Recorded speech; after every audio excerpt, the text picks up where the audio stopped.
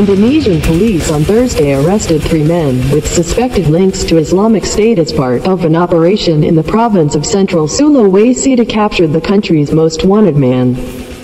State media reported.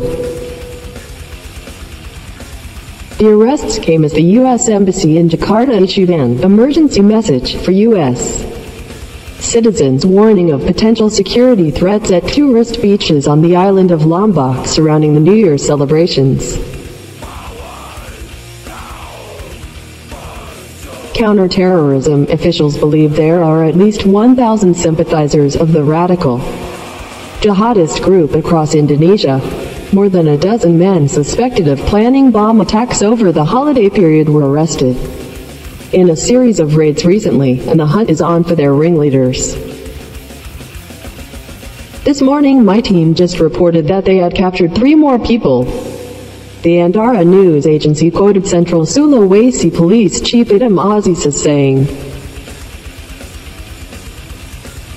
he gave no details of the arrests or the identities of the men, but said they are thought to be linked to militant leader Santoso, who has eluded capture for years and is holed up in jungles near Poso town in central Sulawesi. A national police spokesman did not immediately respond to Reuters' requests for comment on the Antara report. Aziz said a hunt for Santoso and about 30 of his followers would conclude on January 9th. He said 7 suspected militants as well as 2 policemen and an army officer had been killed in the operation.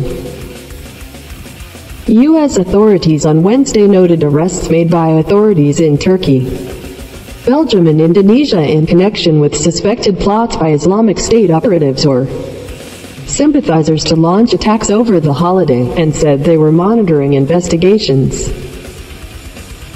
Analysts say that Santoso, the first Indonesian to publicly pledge loyalty to Islamic State, may be an inspiration for would-be jihadis and militants returning from fighting with the group in Syria.